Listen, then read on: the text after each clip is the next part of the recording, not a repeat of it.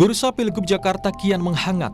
Sejumlah nama mencuat dan digadang-gadang akan maju berebut kursi gubernur dan wakil gubernur. Kini Partai Keadilan Sejahtera PKS mendukung kadernya Muhammad Sohibul Iman sebagai calon kepala daerah Jakarta. PKS kini menunggu sekaligus menjajaki kawan koalisi dengan parpol di Jakarta. Dengan siapa Pak Sohibul Iman berpasangan, nanti kita akan melihat komposisi koalisi yang terbentuk. Ya, jadi bukan berarti partai tidak punya kader, punya, ya. Tapi siapa pasangannya akan menunggu koalisi yang terbentuk, siapa yang akan diusung menjadi cagup dan cawagup, dan bagaimana deklarasinya. Sementara Partai Kebangkitan Bangsa PKB menghormati sikap PKS yang mengusung kadernya Sohibul Iman. Menurutnya, dinamika politik terus terjadi, termasuk usulan DPW PKB yang mendorong Anies Baswedan maju di Pilgub Jakarta 2024. Sahabat PKS mengusulkan kadernya sendiri. Tetapi bagi kami ini kan masih koma, belum titik. Kita masih punya waktu yang cukup panjang sampai akhir Agustus pada saat pendaftaran KPU. Sehingga sangat wajar terjadinya dinamika-dinamika yang muncul dari proses sampai pendaftaran di KPU, termasuk usulan dari DPW PKB terhadap Pak Anies. Kami sangat terbuka dengan seluruh usulan-usulan wakil dari sahabat partai yang ada.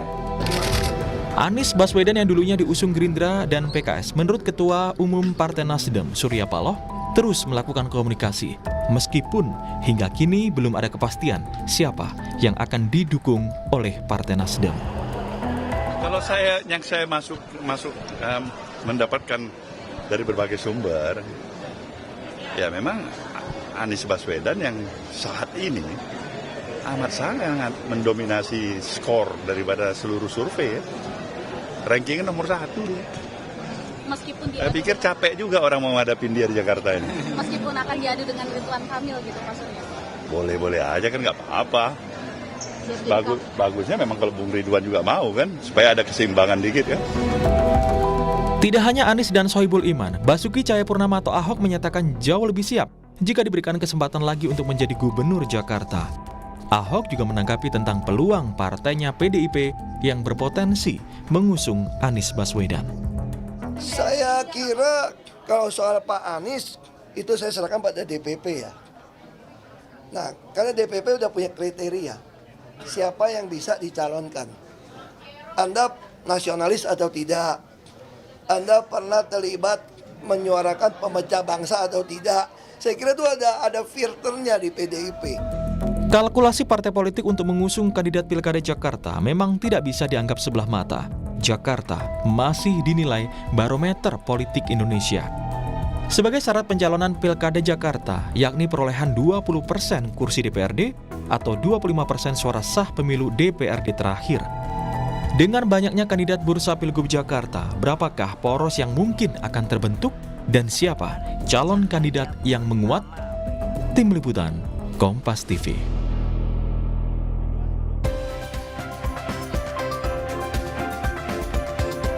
Saudara, Partai Keadilan Sejahtera sebagai partai dengan perolehan suara dan kursi terbanyak di DPRD Jakarta menyatakan mengusung kadernya yakni Sohibul Iman sebagai bakal calon gubernur Jakarta.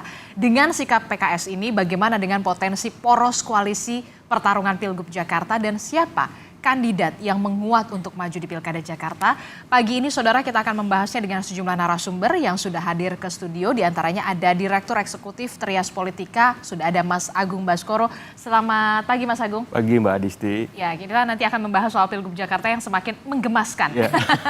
Kemudian ada melalui sambungan Zoom, ada Ketua DPP Partai Kebangkitan Bangsa, ada Bung Daniel Johan. Selamat pagi, Assalamualaikum Bung Daniel. Salam pagi Bang, pagi Mbak semuanya Bang kita. Pagi. Oke, terlalu bersemangat ya. Kemudian ada Ketua DPD Gerindra Jakarta, ada Bung Ahmad Riza Patria. Selamat pagi Pak Riza. Selamat pagi, Assalamualaikum. Waalaikumsalam warahmatullahi wabarakatuh. Kemudian juga yang terakhir ada juru bicara dari Partai Keadilan Sejahtera, ada Mas Muhammad Iqbal. Mas Iqbal, selamat pagi, Assalamualaikum. Pagi, Assalamualaikum Mbak semuanya. Iya, saya ke PKS dulu ini yang menjadi spotlight kita semua karena setelah PKS akhirnya menyebutkan satu nama untuk mendorong kadernya, kader internalnya ini maju di Pilgub Jakarta, nama Sohibul Iman. Tentu saja apa pertimbangannya nih? Tiba-tiba kok ada nama Sohibul Iman yang kemudian dimajukan untuk Pilgub Jakarta, Bung Iqbal? Ya, saya kira karena memang selama ini kan publik bertanya-tanya, apakah PKS ini punya tokoh atau punya kader nggak sih? Kan ngakunya partai kader gitu. Lalu kami memunculkan nama Pak Sohibul Iman. Kenapa Pak Sohibul Iman? Pak Sohibul Iman ini adalah mantan Presiden PKS, Dr. S1 sampai S3-nya di Jepang, mantan Wakil Ketua DPR RI, mantan Rektor Paramadina, dan pernah terpilih menjadi anggota DPR RI dari Dapil Jakarta II, yang meliputi Jakarta Selatan, Jakarta Pusat, dan luar negeri dengan suara yang signifikan. Artinya secara kompetensi kami memiliki tokoh. Tapi lagi-lagi semua politik ini masih dinamis. Kita melihat nanti perkembangan karena Pak Anies belum juga deklar secara resmi untuk maju sebagai calon gubernur. Ya, karena PKS ini tidak bisa mengusung sendiri. PKS hanya memiliki 18 kursi. Sementara untuk maju itu perlu 22 kursi. Begitu kami menyiapkan berbagai skenario. Kalau ternyata Pak Anies berhalangan atau tidak berkenan maju atau ternyata tidak dapat dukungan dari partai lain, maka mungkin akhirnya Pak Sohibul Iman menjadi gubernur.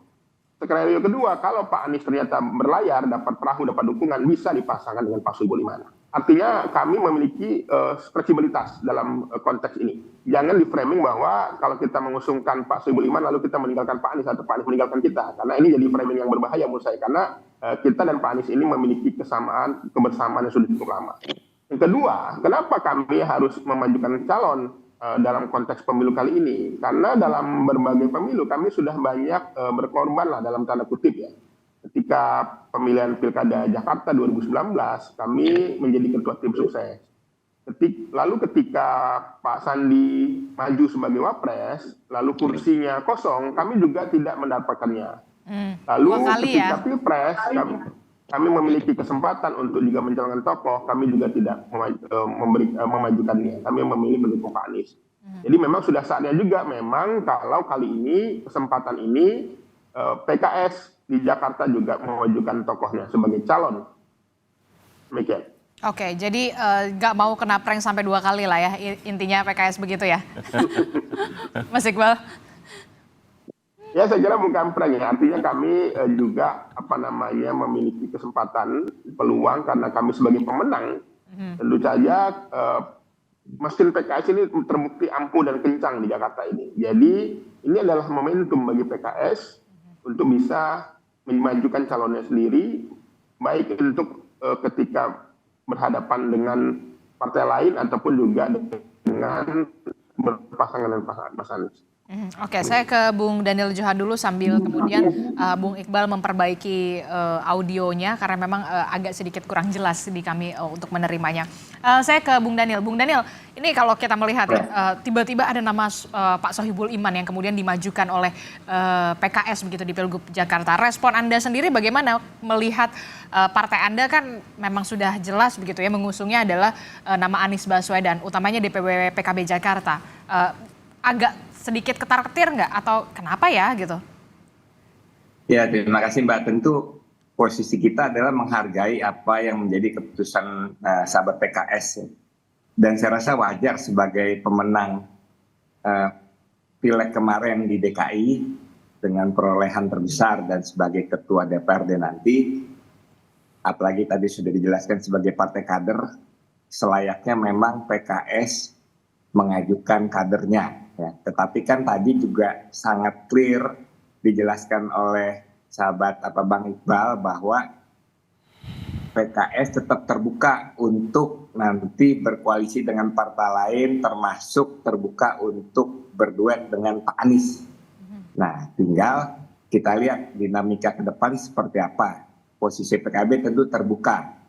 Nah, kita berharap nanti di tingkat wilayah ada komunikasi yang lebih intens.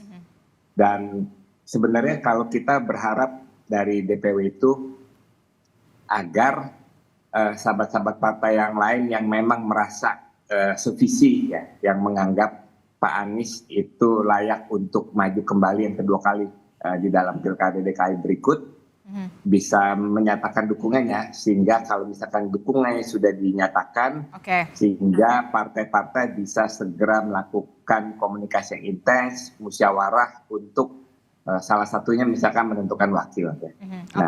Dari situ sehingga langkah lanjutnya menjadi lebih jelas. Oke, tapi ini merupakan sinyal nggak sih sebenarnya PKS ini memang mau memajukan kadernya ini di Pilgub Jakarta? Berarti PKB, waduh jangan-jangan kita nggak bisa berkomunikasi lagi nih, udah nggak ketemu nih. Anda berpikir sedemikian itu juga, Bung Daniel?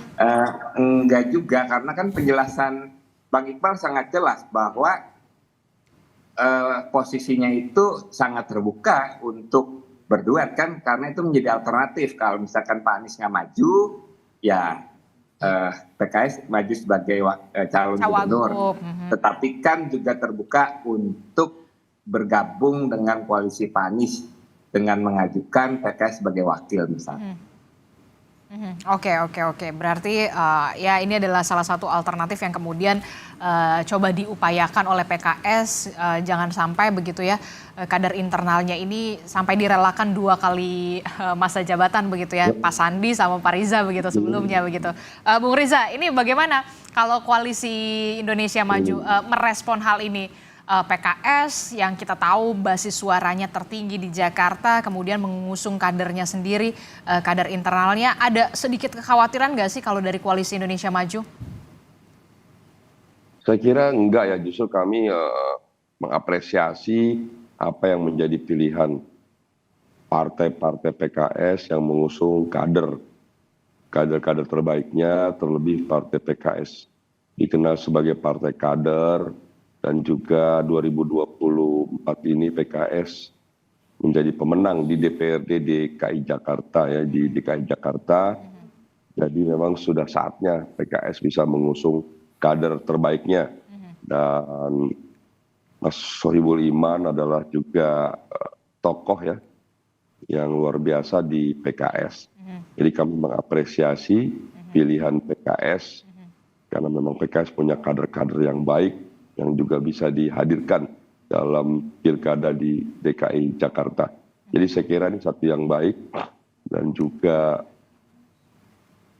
ya tentu harapan kita apa yang menjadi pilihan PKS ini juga menjadi pilihan yang baik ya. Dan kami senang dari Kim juga kita punya calon-calon baru dari partai lain ya. Sehingga Kim juga yang sekarang dari Partai Gerindra sudah mengusung Kak Emil, juga punya lawan kompetisi, yaitu Sohibul Iman, yaitu tokoh PKS, kader PKS yang baik.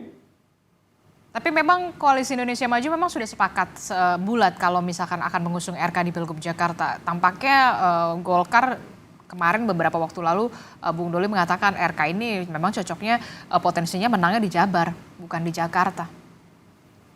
Ya memang Golkar itu merekomendasikan atau memberi surat tugas 2 ya kepada Kang Emil, yaitu di Jabar dan di DKI Jakarta.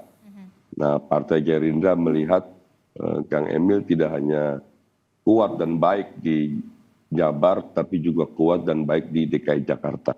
Itulah sebabnya kenapa Gerindra merekomendasikan atau mengusulkan Kang Emil juga maju di DKI Jakarta. Jadi saya kira tokoh-tokoh seperti inilah nanti insya Allah yang dapat berkompetisi di berbagai pilkada termasuk di DKI Jakarta. Kita tunggu saja nanti pilihan koalisi partai-partai nanti akan bergabung dengan Partai Gerindra dalam mengusung pasangan calon di DKI Jakarta. Oke, saya ke Mas Agung. Mas Agung, ini Anda melihat bagaimana tiba-tiba begitu, tidak secara tiba-tiba, tapi kemudian ada nama Sohibul Iman begitu dari Partai Keadilan Sejahtera yang kemudian dimajukan di Pilgub Jakarta, entah itu menjadi cawagup atau menjadi cagup. Nah, pertanyaannya kan pasti kita tahu kan PKS ini merupakan kawan lekat dari Anies Baswedan. Sebenarnya apa yang terjadi dengan PKS ini? Ada apa denganmu? Ya, pertama saya senang ya karena Kompas TV menghadirkan 3 narasumber, sedikit banyak ini memberikan arahan sebagai simulasi awal kemungkinan poros di Pilgub Jakarta nanti bisa jadi 3 ini.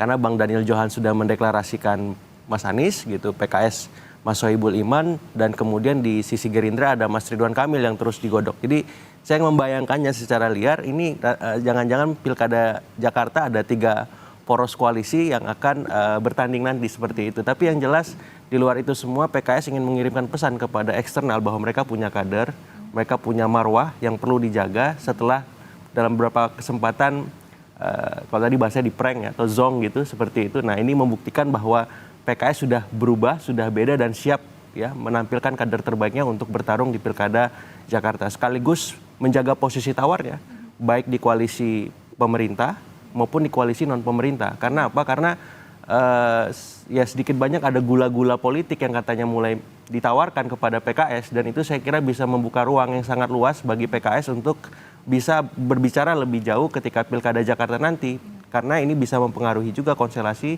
nasional. Sedikit banyak ya suka atau tidak tadi sudah dijelaskan, Jakarta ini kan magnet pusat dari politik kita gitu. Jadi kalau ini memang bisa menjadi parameter yang kuat bagi PKS untuk menancapkan posisinya secara strategis, ini menjadi awalan bagi Mas Iqbal bahwa Mas Sohibul ini bukan sekedar calon, tapi juga bisa menjadi daya tawar mereka ke koalisi keberlanjutan seperti itu. Jadi memang ada beberapa peluang yang kemudian tampaknya PKS ini sudah cukup percaya diri, punya daya tawar khususnya karena memang kekuatan politiknya di Jakarta. Ada poros ketiga, kemudian yang kemudian dimungkinkan terbuka, ataukah kemudian juga ini ada upaya untuk memecah suara dari Anies Baswedan? Oke, karena secara demografi politik sebenarnya ketika nama Anies dimajukan oleh PKB, maka yang dibutuhkan wakil yang bisa mengambil simpati di Jakarta Utara dan Jakarta Barat. Karena kenapa di Jakarta Utara dan Jakarta sementara Barat? Ini kelemahan Anies di sana, basisnya dari waktu ke waktu, baik di 2017 maupun di Pilpres kemarin seperti itu. Nah, kalau misalkan PKB sudah mendeklarasikan Anies, otomatis PKB butuhnya bukan dari PKS dalam tanda petik nih. Ya, begitu juga ketika PKS sudah mendeklarasikan Sohibul Iman, otomatis PKS bukan butuhnya Anies, karena dua kandidat tadi saling beririsan ya secara massa gitu, tidak melengkapi. Nah, beda halnya ketika misalkan Ridwan Kamil muncul atau nama lain yang dimajukan oleh koalisi keberlanjutan seperti itu. Jadi paling tidak ini bisa punya kans untuk memenangkan Pilkada Jakarta tersebut. Tapi kita kan tahu ini PKS punya mesin yang tangguh, yang kuat ya. Dia bisa membolak-balik hasil survei berapa kali kesempatan seperti itu. Bahkan ketika Mas Sohibul dimajukan itu sebenarnya menguatkan, mengafirmasi bahwa fatsun politik PKS bukan sebatas elektabilitas saja, tapi ada akseptabilitas. Ini yang tidak biasa.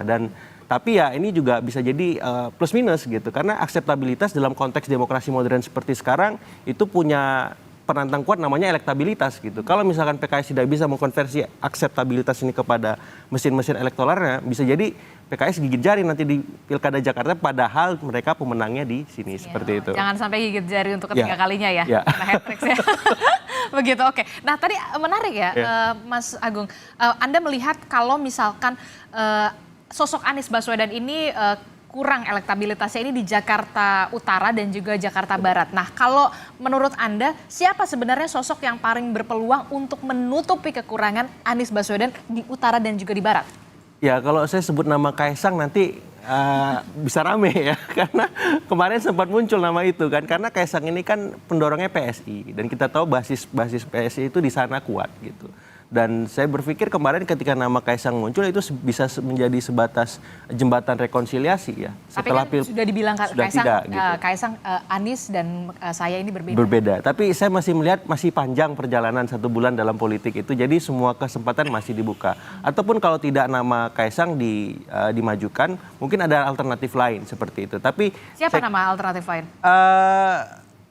Mungkin saya bisa tanyakan ke Bang Daniel Johan nanti sama Bang Reza Patria, karena kans paling besar berkoalisinya sementara per pagi ini saya melihat bukan ke PKS justru Mas Anies. Ya justru PKS juga bukan ke Mas Anies gitu. Jadi ini semacam ya karena memang gaya tarik politiknya sama gitu. Jadi kalau misalkan mereka berkumpul, saya khawatir bisa kalah.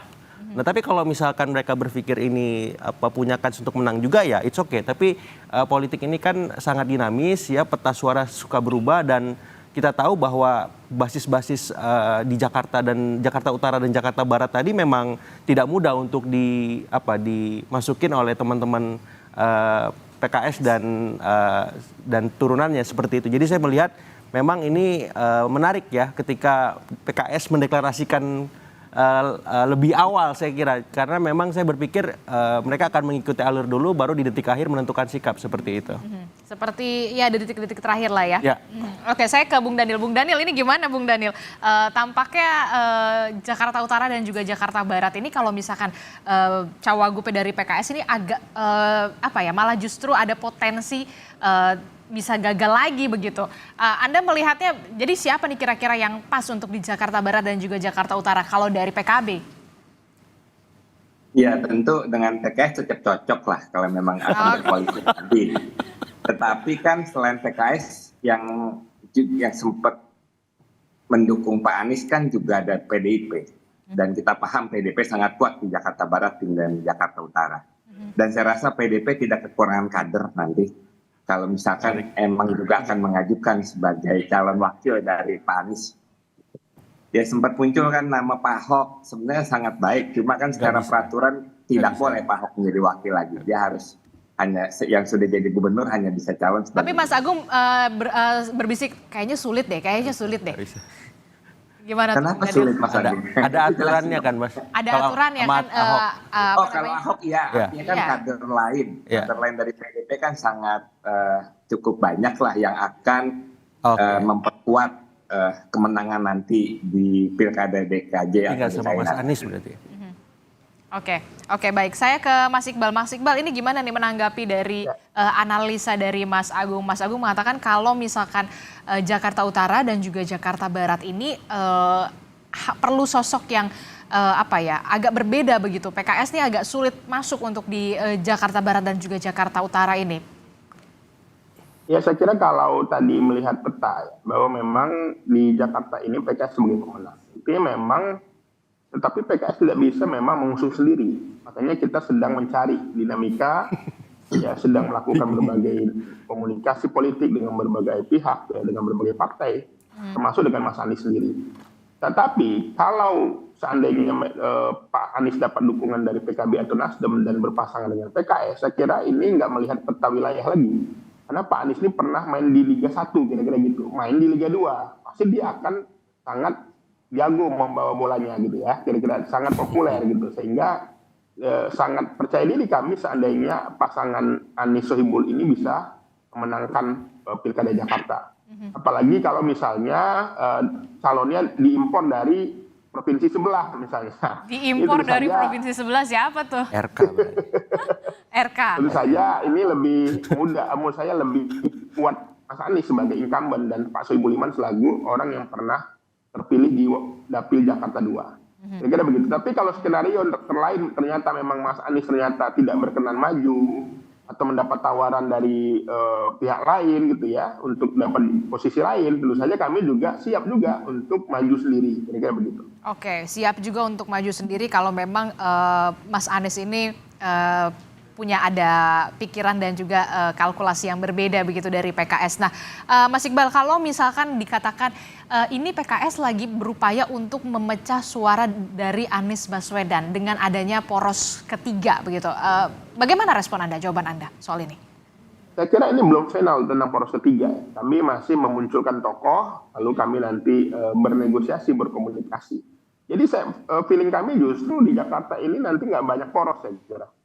Maksimal 2 aja lah, karena tadi surveinya cukup tinggi, popularitas cukup tinggi, dan tentu saja orang akan berhitung untuk berhadapan dengan PKS, apalagi bisa bergabung dengan Mas Anies, kira-kira gitu.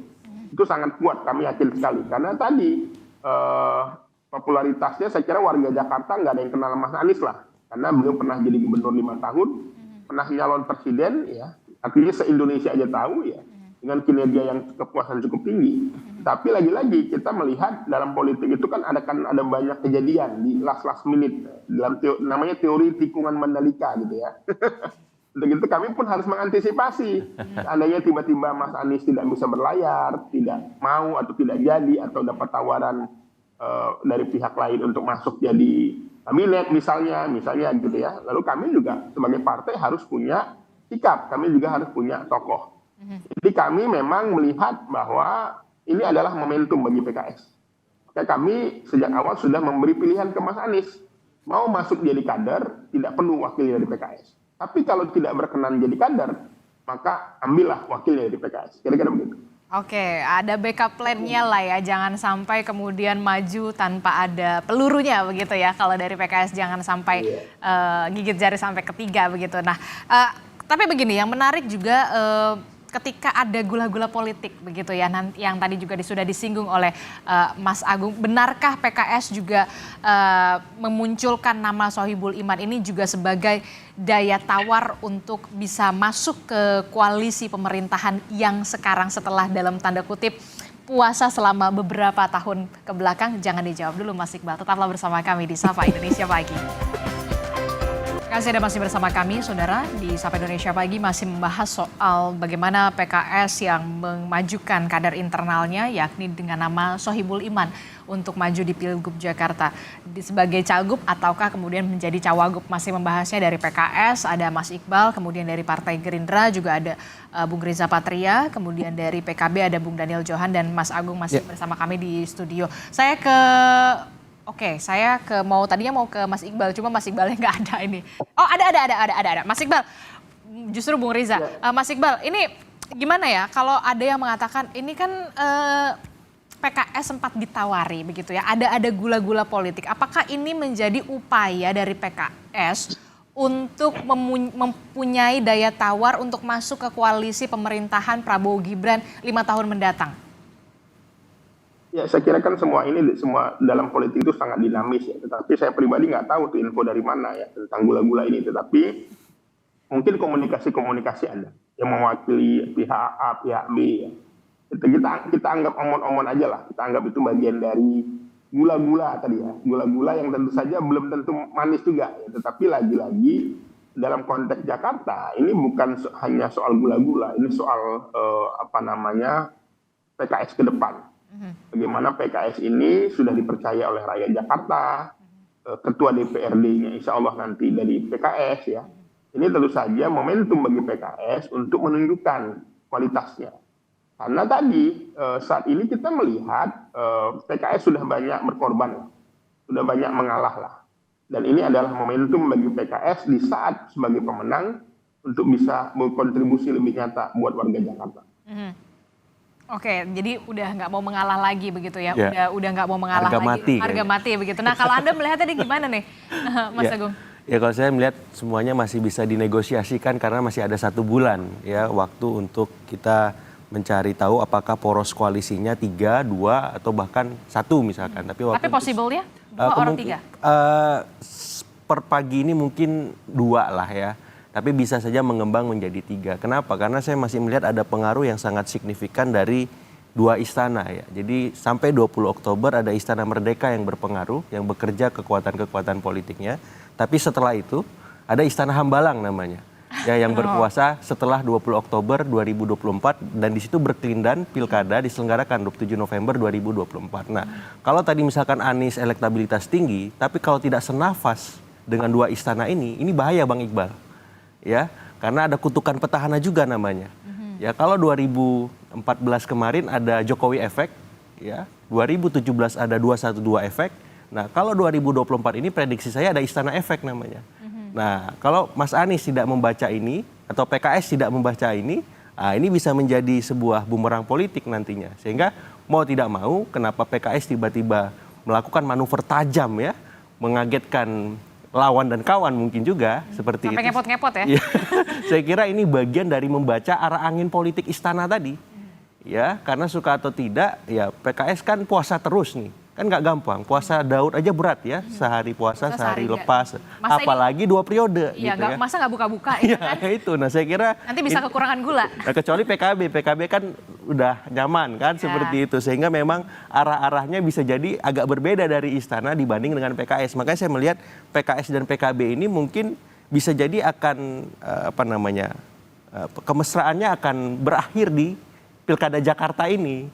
Ada kemungkinannya gitu, walaupun nanti kita uji 1 bulan ke depan seperti apa. Nah yang kedua, saya melihat memang PKS bisa menjadi kunci bagaimana peta koalisi nanti akan terbentuk. Karena apa? Karena PKS punya basis yang jelas. Tadi kalau saya bilang Jakarta Utara, Jakarta Barat, maka di luar itu PKS punya kunci-kunci suara yang basis yang jelas. Siapa yang memegang PKS, maka dalam tanda petik kemenangan bisa dipastikan mungkin di atas 50-60%. Tapi kalau ini tidak dilengkapi, hanya sebatas mengandalkan mesin PKS saja, ini bahaya.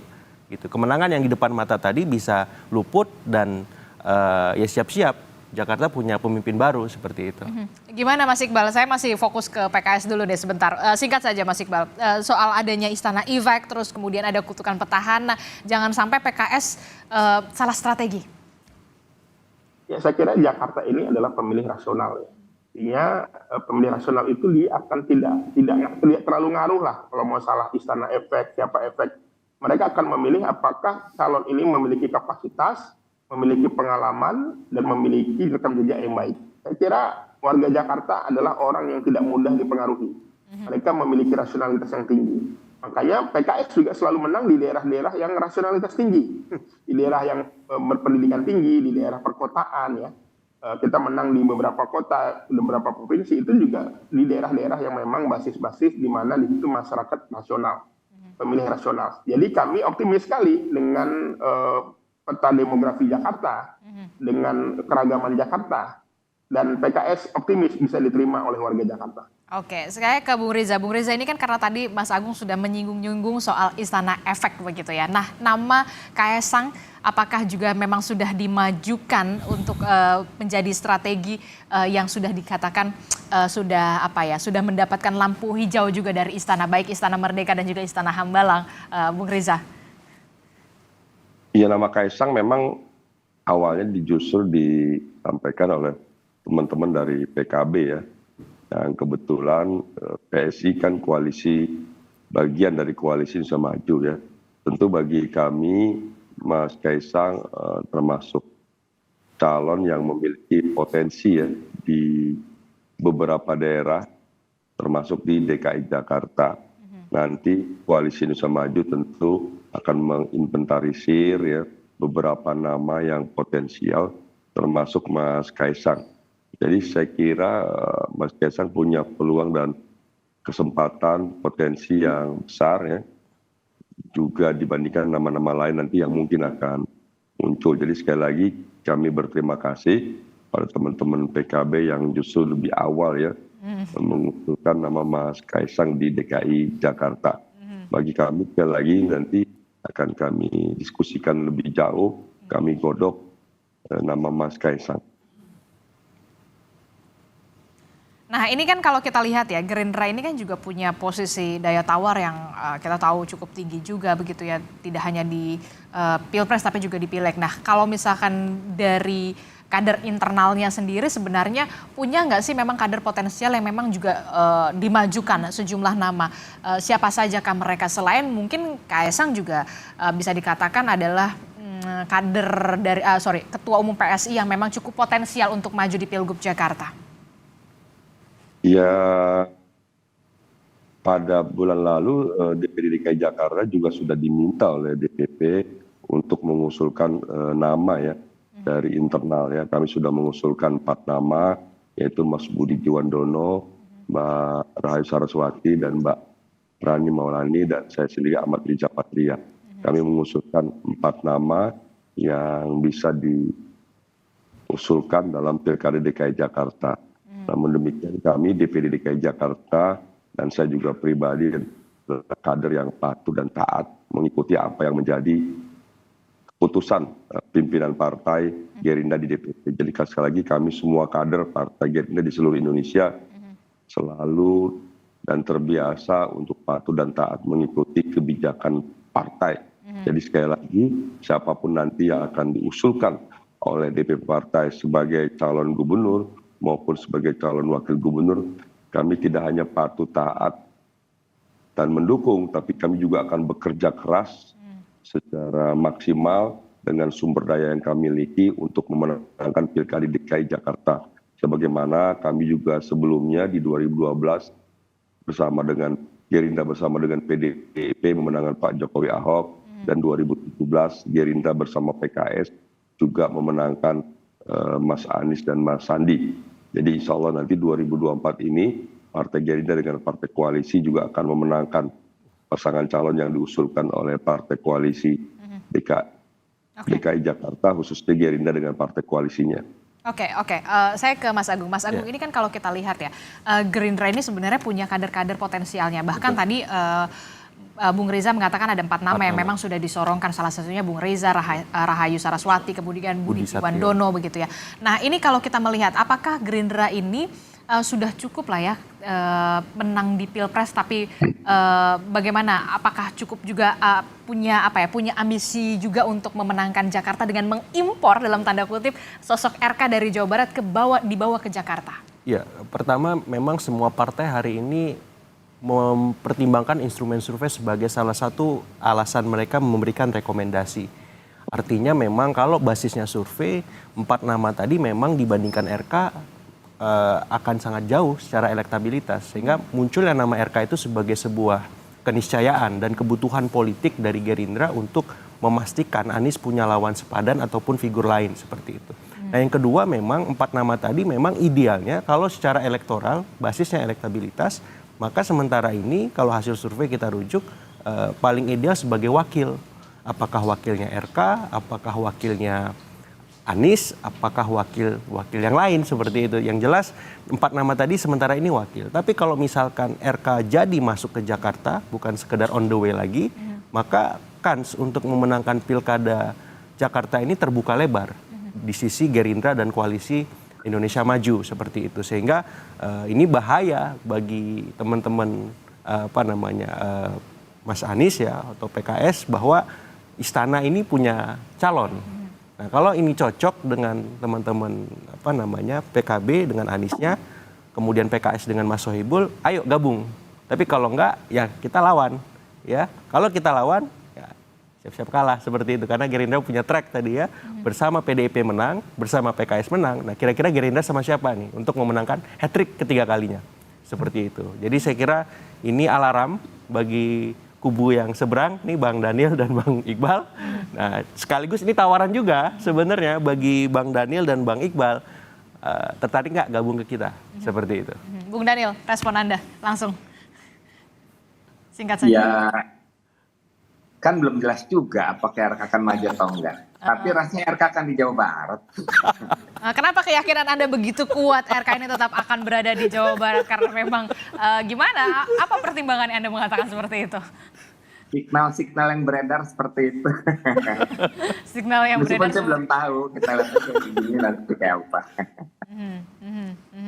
Oke, terakhir inilah yang kemudian bisa dikatakan menarik sekali untuk disimak, ada juga elektabilitas, kemudian juga akseptabilitas dan juga isitas, gitu kan. Nah, ini yang harus diperhitungkan benar-benar untuk di Pilgub Jakarta. Nah, kalau terakhir, nama Kaisang pasti kan potensial sekali, betul. Apalagi juga mendapat restu lah ibaratnya dari istana, baik Istana Merdeka dan juga Istana Hambalang. Anda melihatnya possibility-nya untuk di November mendatang? Iya, karena Kaisang baru saja mengeluarkan statement dia berbeda dengan Anies, otomatis pilihan yang tersisa bersama dengan RK atau nama lain ketika diajukan oleh Koalisi Indonesia Maju. Nah, di titik inilah ini nggak mudah mencari figur yang sepadan melawan Anies Baswedan dalam waktu yang saya kira efektifnya mungkin tinggal 5 bulan, 4-5 bulan efektif. Dan di banyak survei yang kita baca, tren datanya itu pekerjaan memenangkan kandidat dengan waktu sesingkat itu di mana petahananya sangat kuat seperti Mas Anies ya, elektabilitas kalau simulasi 2-3 nama 50%-an lebih, approval rating seperti Pak Jokowi 70-80%, itu nggak gampang. Jadi pekerjaan dua istana ini juga nggak mudah gitu. Karena Mas Anies juga punya track mengalahkan jagoannya istana atas nama Basuki Cahayapurnama ketika 2017. Tapi masalahnya itu satu istana. Nah, kalau dua istana teruji nggak Mas Anies? Kan seperti itu. Karena ini nggak gampang. Punya PR-nya lebih berat ya. Ya jadi saya kira semua kubu, semua kutub koalisi hari ini ya harus sama-sama mawas, jangan terlena dengan elektabilitas, approval rating, maupun dalam tanda petik kekuatan istana sekalipun. Karena ketiga-tiga variabel tadi pernah kalah dan dikalahkan seperti itu. Oke, termasuk juga kalau di 2024 ini jangan-jangan ada kutukan petahana. Itu juga yang kemudian harus menjadi alarm juga, baik itu untuk koalisinya PKB nanti atau kemudian dari Koalisi Indonesia Maju. Nanti kita masih akan lihat bagaimana perkembangan dan juga dinamika politiknya, karena komunikasi ini masih cair, masih terbangun, masih ada beberapa bulan lagi. Nggak ada yang nggak mungkin di dunia politik. Terima kasih Bung Riza Patria dari Partai Gerindra telah bergabung bersama kami. Mas Iqbal dari Partai Keadilan Sejahtera, dan kemudian ada Bung Daniel Johan. Mas Agung, terima kasih. Selamat pagi Bapak-Bapak, sehat selalu. Assalamualaikum. Waalaikumsalam.